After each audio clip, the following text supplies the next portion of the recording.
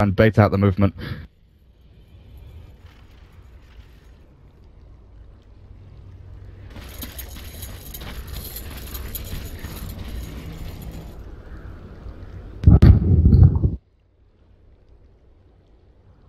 "30 seconds to battle."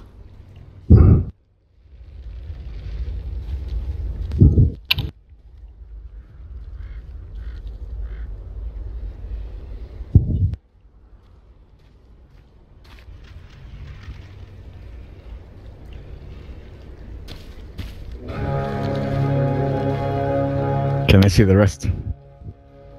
They see everything, so they know Axe is down the bottom lane, and you're right, mind control starts skittering himself up the top. But bounties, like we often see, is going to be one apiece. Razor gets one down at bot, nearly contested there, or it was contested, but nearly picked up by the Axe down at bottom lane.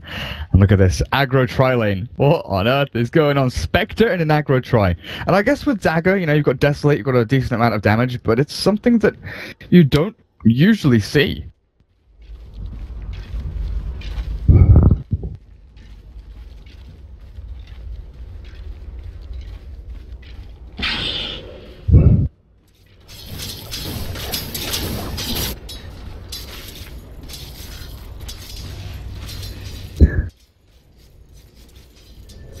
They're TPing. Axe is TPing top. He's got himself sentries and dust. He's been given so much pooled, a bunch of reveal, but now we might actually see Liquid switch things up again. They don't have to rotate that many heroes. They're actually moving Jirax already towards the middle lane. Hanskin, nice shots there with a static link, and Hanskin's going to take a pounding here. Is he going to actually die? Jirax got the perfect block off, and he's gone. The decay comes out to give him a little bit of strength. Fata, oh, he's going to deal with Limp, but Limp blinks back, gets himself back to safety. But look at the trade-off. Fata doesn't have a, oh, he does have a salve actually, so he'll heal himself back up. Hanskin, you're going to have to do the same.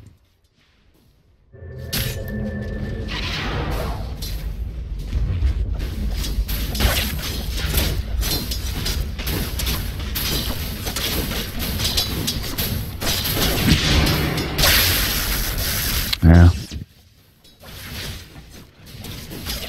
Well, he tried to deal with it the best he could, but this lane is just going to keep changing and changing. Arrow down to bottom lane. Mind control has now moved down here as well, but this little battle off to the side, Kuroki against Sealkid. Sealkid's going to come out the worst there. Kuroki, decent amount of damage onto that little old witch doctor. But Hanskin the Undying, we were mentioning in the draft, this is a hero that likes to snowball, needs to get things done early on, and wants to, you know, set up for kills. It's not the regular setup hero. You want to, you know, obviously take their strength and make it easier for people to kill off. But he doesn't give you that opening. He doesn't have a stun or a slow or anything like that. And it's actually Matu taking a chunk of damage here from Jonas, but he salves up in from the back. Look at this though, Jirax, he's getting ready for this. Jonas, you're gonna be careful.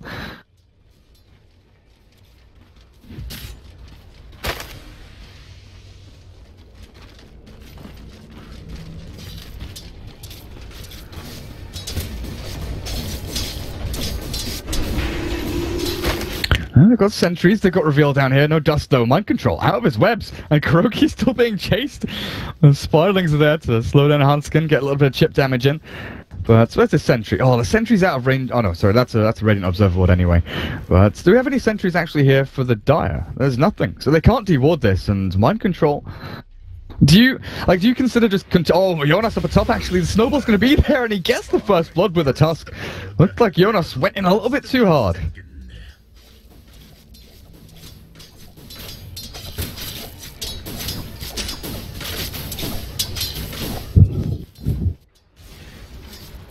Oh, did that hurt?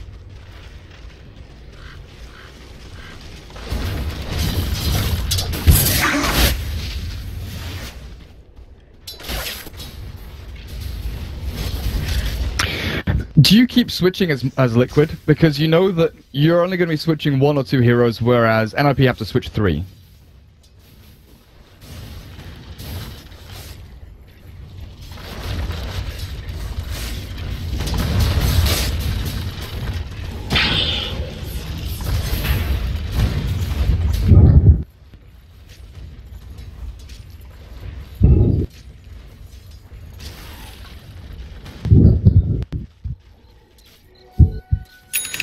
Well, we've seen Aero come back from tough situations. But there's that one build that comes to mind. Oh god, the damage! The Spiderling bomb! Holy crap!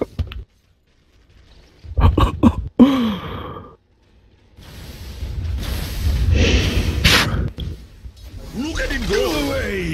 They found Hanskin though. The sentry's there and the cask bounces.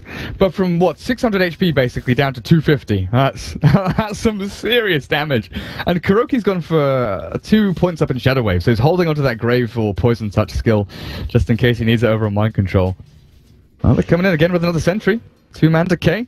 Hanskin, level 2 Soul Rip, and I've been loving this build actually, but I'm not sure they're going to find a kill. Mind Control just turns to fight with a bomb. They don't throw out the wave just yet. Mind Control in a little bit of trouble. Oh, the decay's there and the bounce back.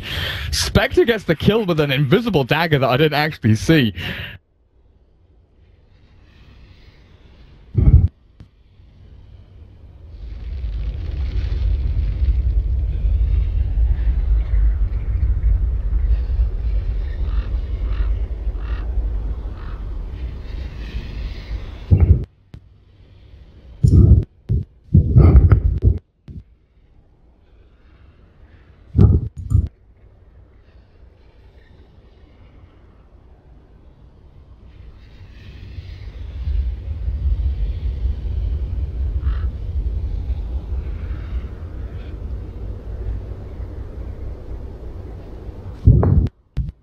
Yeah.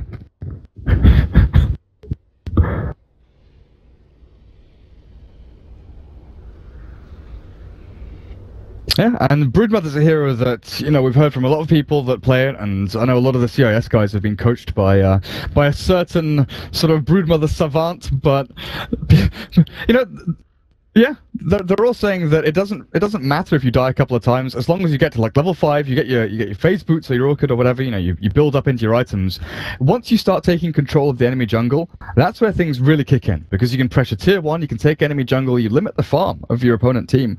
But I'm looking at this Undying, and he's gone for this build that I absolutely love recently. Skipping over the Tombstone and going into the 2 points of Soul Rip. With all the Spiderlings around, he can actually do a ton of single target focus damage onto someone. That level 2 Soul Rip is a lot of damage output.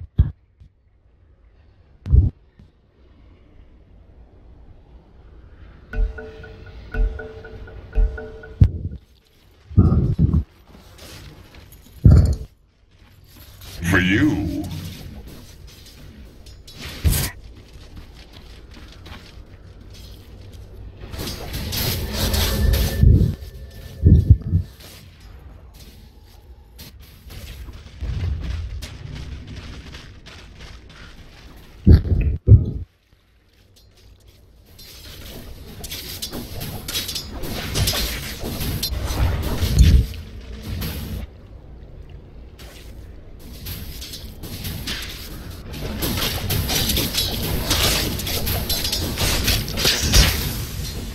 Yeah. Yeah, definitely. That's the way we've seen it before. Now, the Observer Ward, you pointed out that Kuroki placed very early on, which just expires as we talk about it. Hang on a second. Era. A little bit of trouble there. Soul Rip, heal him back up to full. But it actually spots out the Observer Ward placed by Limp. So Liquid, they're going to know exactly what's going on. They know there's an Observer Ward there. And they can T-Ward that pretty quickly. Up at top, Matu. Shackles out, doesn't latch, but Jonas is starting to bully this lane a little bit with the point in Battle Hunger and just running down the Wind Ranger. He's actually doing a decent amount, but Jirax is coming in from the side, and this might be Jonas's death. He's down to half HP. Matu does have a level 3 power shot as well, and this should be Axe, unless he's very, very lucky. What? No! No, is he? Wait, is he stuck in there? They can see him. They can see him. He's gone. Just a couple more hits in there. Good snowball across from Jirax. We'll finish that one off. Down to bot lane, though. Hanskin taking a chunk of damage, but not going to get finished off just yet. Era chased away from the creep wave as Kuroki has a shadow wave. I don't go in just here, but it's kind of weird for me that the Broodmother, Liquid in general, they're not buying sentries. They're not worried about the sentries from NiP because they know 1 or 2 deaths here or there is going to be fine. Oh, look at... What? Era's dead. The web's forward, Mind Control, he's going to spawn Spiderlings, and that's it! The Spectre's gone again. Laning phase, an absolute disaster for Era, as Mind Control and Kuroki firm grasp on this lane.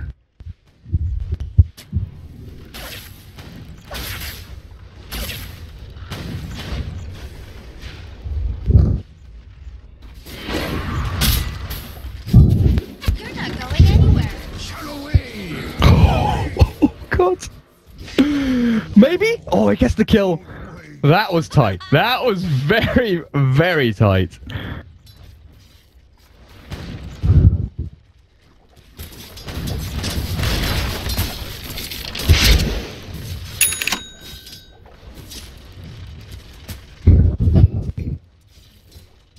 Yeah, you get in there. You get in there.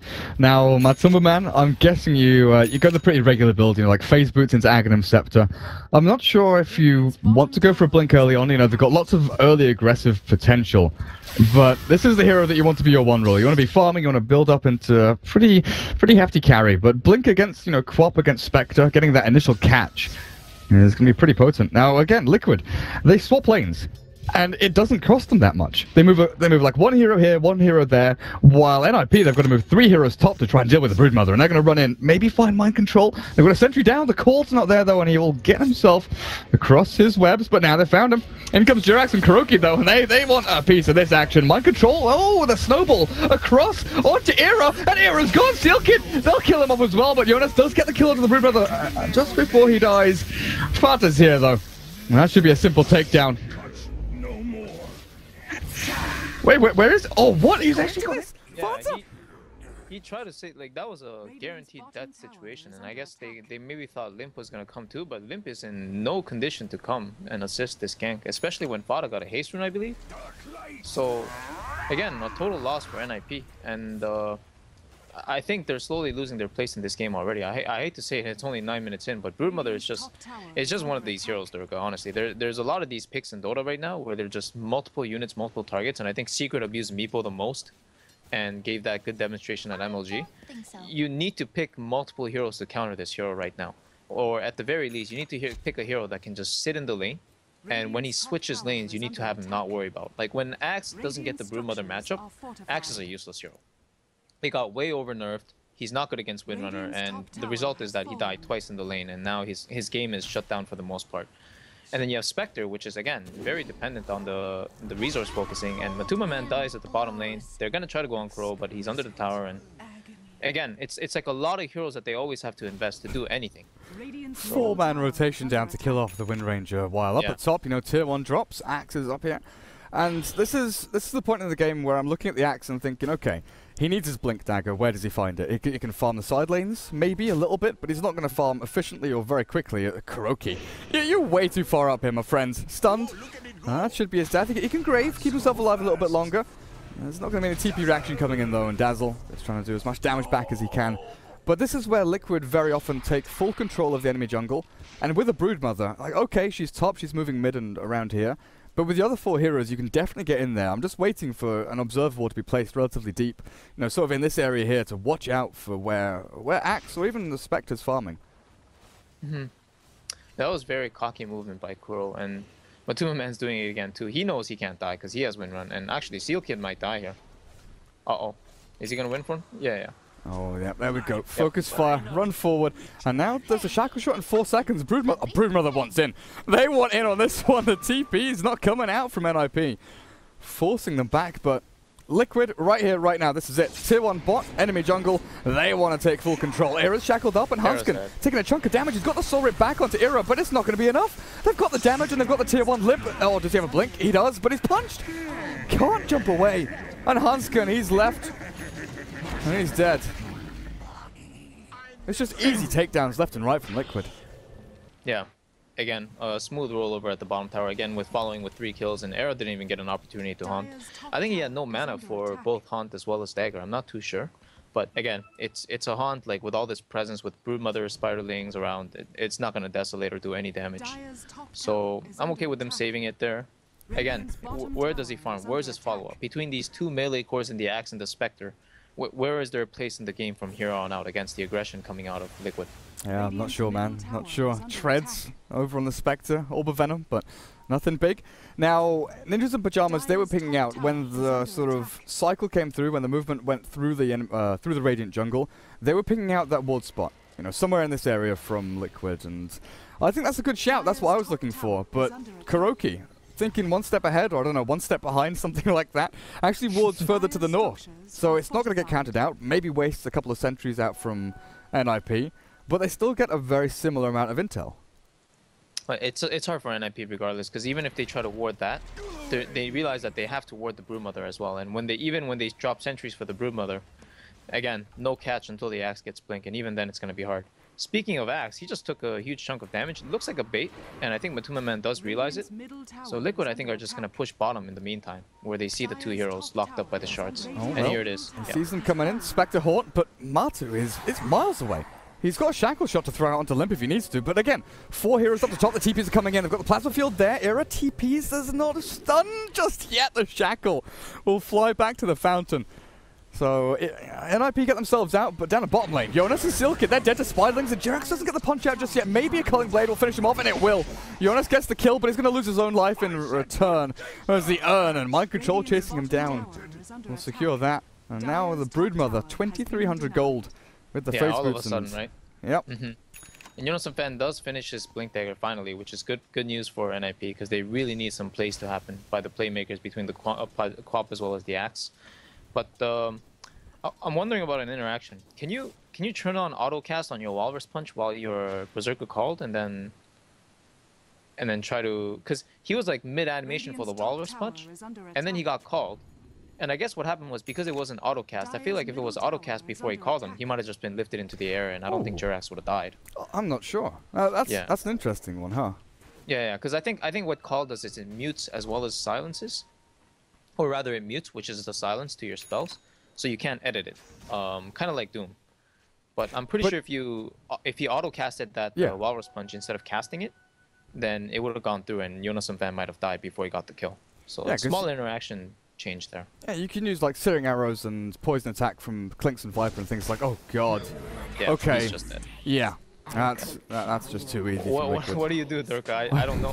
I have no idea what you do at this point against this. The Axe has to literally sit behind the Spectre the whole time, and that means they're just going to get starved on all the other sides of the map. Kuroki's just going to spam his Shadow Wave to push in lanes. Axe is up here to try and look for a kill, but that's not happening. And Matuma Man, he's not the fastest flash farmer in the game, Wind Ranger, but he's still gonna get his farm by going to a lane, because nobody can shove him out with the Wind Run. Limp. Oh no, Shackle. Doesn't latch. And Matuma Man still wants to chase a little bit here. This Razor is invis and just charging him down with Eye of the Storm, but he's actually going to be walking into a couple of heroes behind Limp. It's time to blink away, man.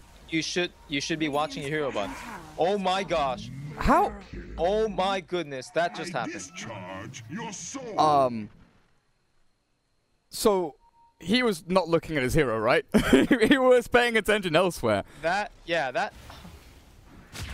should not happen. Well, Jirax, he finds Jonas, and this Axe is in a little bit of trouble. Berserker's Call is ready, but you can't get it off. Hanskin shackled as well to cancel a TP, and Team Liquid, they're just running rampant here. 6 to 18, 15.5 minutes in. Full control of enemy jungle, bot lane tier 3 is being pushed, Era nowhere to farm, and NiP, the good laning stage, the good early team fights that they needed, just never came to fruition. You know, Fata's got his Yasha, he's got S and Y coming, right? Yeah, Sandra's on the courier.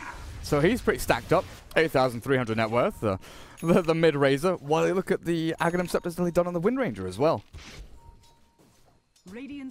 Sorry, I'm still shocked by that one. Wow. That was insane. It's just, I mean, they even had Observer Ward here, watching him come across, so, like, nothing was seen. Era's dead, again. Yeah, he's dead. There's too much nukage, and of course he has no farm, because he's rushing the Radiance. His item build, of course, like, you can't really change the item build on Spectre. You pick the hero for the Radiance, so if he doesn't get it, it's over, and Jonas Fan just missed his call, so he might just end up dying for it as well. Yep, shards are good. Hanskin drops to like a third of his HP with a Death Ward down. I'll do a decent amount of damage, but it's not going to be enough to really irritate Liquid enough to force them back. With a Sonic Wave, Fata, he's dropping low, but they've got enough sustain, Magic Stick charges, and Arcane Boots and things like that to keep themselves okay. Even with the Urn thrown out by Jirax, he's got a ton of charges saved up as well. The weird thing is, Kuroki, oh god, what?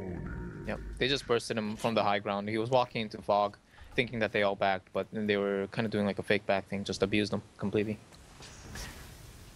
Yep, this is this is looking pretty bad for NiP at this point. They couldn't get their stuff game together early game. Honestly, I feel like it really is on the draft this game. I don't think they have too many options if they start swapping lanes. And there's the call with the smoke, doesn't catch, and Jonas Fan will go down surely. Yep, damage output's just too great here from Liquid. Tombstone dies in like a couple of hits. That's gone. I mean, what level is it? 1. Level 1 tombstone. That's it. Shackle shot goes for 2. The witch doctor and then undying. Yeah, you're right. He actually opted to get 2 points in decay and 3 rip as well. That is not something I feel is efficient or effective. But you know, I don't know. Like skill points and stuff don't really matter this game. I really think the draft is just way too against their favor. I think I mentioned this with you in the cast when we were watching NiP's games before, but I feel like they stick to their like orthodox / traditional style too much, and I think I was harping a lot on the Legion Commander pick back in the day when it did happen, but they need to become more flexible. I think with their lineup, this lineup is extremely one-dimensional. Yeah, I would say. They rely quite heavily on sort of signature picks and comfort heroes, I feel, you know. Yeah, exactly. And they try to snowball the lanes way too much. And this is exactly what happens if they can't snowball the lanes. Because, honestly, this Spectre and Axe, they never really had a lane to begin with this game. Well, game number 1, Team Liquid. Relatively simple takedown of NiP, but 17.5 minutes, not... it feels like the game went much later, you know, with the kill score and the way everything went. That's a ridiculously quick win in game number 1, but we'll be back after a short break, guys, with game number 2 and see if NiP can bring it back because, well, we've seen a couple of good things from NiP. Maybe they'll get Tiny Wisp or something like that, something that can, you know, get into the hands of Era and start crushing people. But short break, guys. We'll be back soon.